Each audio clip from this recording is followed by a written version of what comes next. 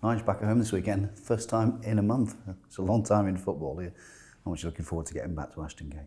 Yeah, we are. It was a shame that we couldn't play our game against Preston. We felt that we were in a good place, but we've had two tough outings on the road, which the results weren't what we wanted, or probably weren't what we deserved as well. But we know that we're in a decent place, and I think this period of time, whether people agree with it or not, are opportunities to do different things with players. So, the players who remain behind have had a bit of time off to recover, but also we've had some good time to work on specific things with players. So it's always just maximising that time, and hopefully our internationals come back fit. People talk about international breaks coming at good or bad times. I know you are. It is what it is. But have the players who've stayed behind and not gone away with their countries, do you feel as if they've had a break, done the things that you wanted them to do? Yes, and when you consider that we have a really smallish squad, and a lot of those players have played a considerable amount of minutes and back-to-back games.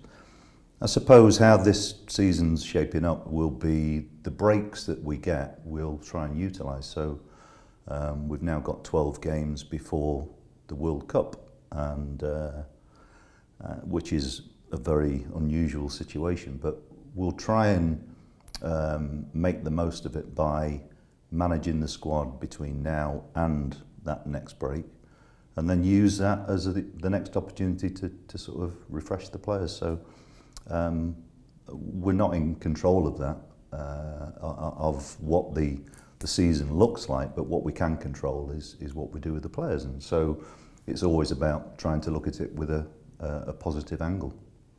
Coaches always want, their first choice, for want of a better word, on the pitch. But in terms of 12 games, 6 weeks, Saturday, Tuesday, Wednesday, how much will sports science, medical come into play in terms of managing what it is a small squad? Massive, but on top of that, the most important thing is the players' buy-in and the players' ability to themselves to manage themselves. So we believe here more in educating players rather than being dictatorial with what we do. So it's more about trying to develop a culture in which the players understand the reasons why we do things, and also that they feel the benefits from that. So there are going to be lots of changes during these 12 games. So we've been able to have, for the most part, relatively settled sides, but there will be injuries, there will be suspensions, and we'll have to deal with that. And what's really important in all of this is that the players who maybe have not had opportunities or not had too many opportunities are ready to take them when they come, because that's what we'll need. Again, one of the things that we've talked about quite a lot is the fact that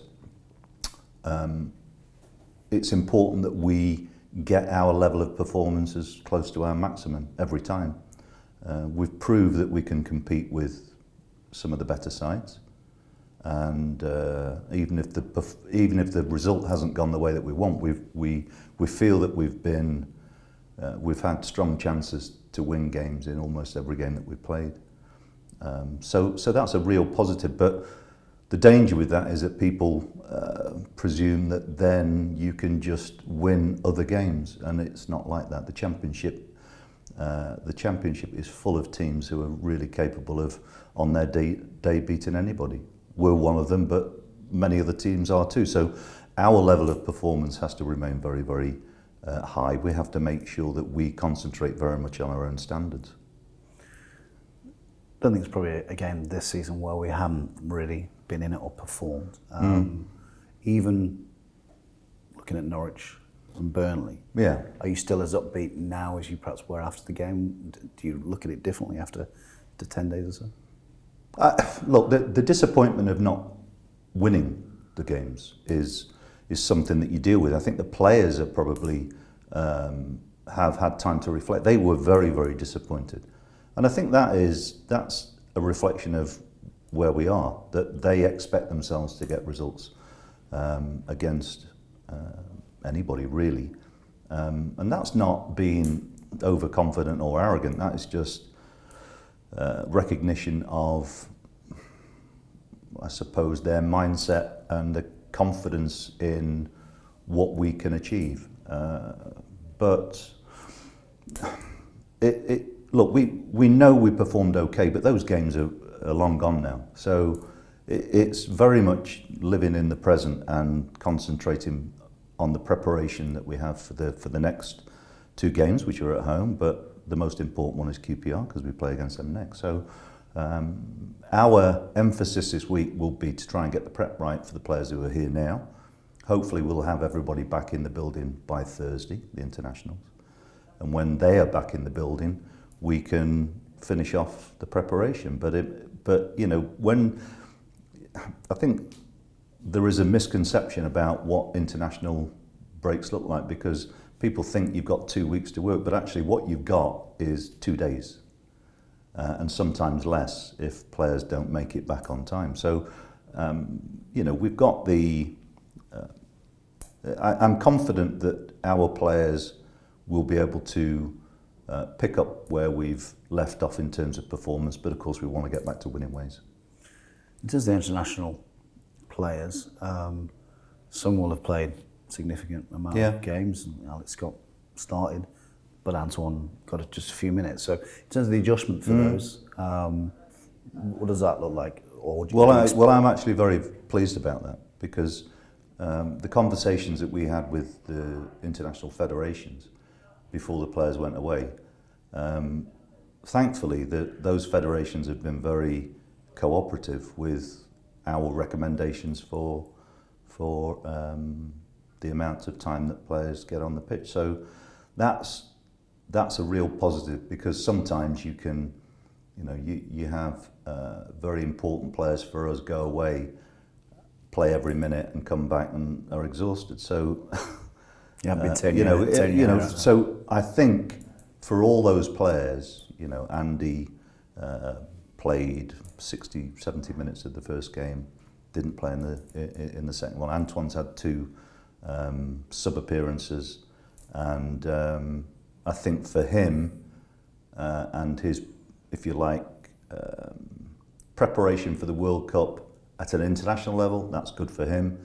For us, he's getting exposure which helps him to come back from an injury, which is not straightforward. So he looks incredible when he goes on, and he's probably about ready to start now. So, which is very good for us, but it's also good for him in terms of how he sees his future with the Ghanaian national side. So, for once, those types of those factors have come together, and it's pretty positive. Fantastic to see Tommy Conway in a Scotland shirt. He'll come back. An inch taller, won't he? Yeah, we're looking forward to seeing what tartan he's wearing and how his accent's developed. But no, I'm really pleased for Tommy, because he's worked hard over a sustained period. He's been at the club, you know, all his career, right the way from youth level. So I think it's a proud moment for the football club, obviously for Tommy and his family, but I think for people who've been involved through his journey, it's particularly rewarding to see that. And I think that's something that as a football club we need to reflect on and at least know that we are trying to develop players for our team first, and that's the most important thing. So we've got some positive stories, but it's never straightforward. And Tommy will know like anybody else. He's as good as his last game, so he'll be coming back here ready to perform for us if he gets selected. 2 tight games against QPR last season. 2-1s, late goals. They've had a change of manager. But they're doing well, unbeaten in 6. I think. Are you expecting a similar tight game on Saturday? Yeah, I think QPR are a good championship side. They'll be there or thereabouts. They'll be involved in the promotion race. I would expect them to be. They've had some issues over the last few years in terms of trying to control their financial situation.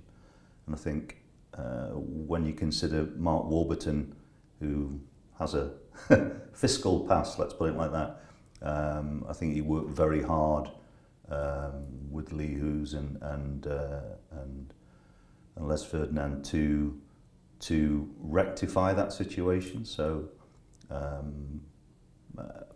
they are a club that will always continue to be competitive at this level, but of course their aspirations are to get back to the Premier League. So we know it'll be a tough game,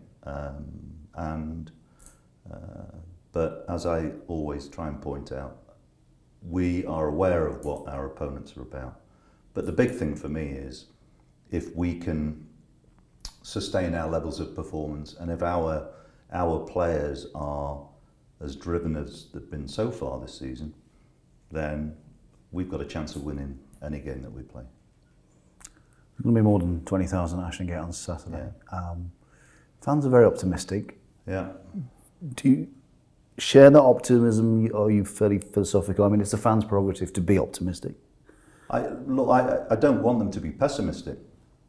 I'd rather them set high standards for us, or what I mean by that is for them to not put pressure on us but I'd rather them believe that we are at least making progress, and I think they've seen some positive aspects of what we are.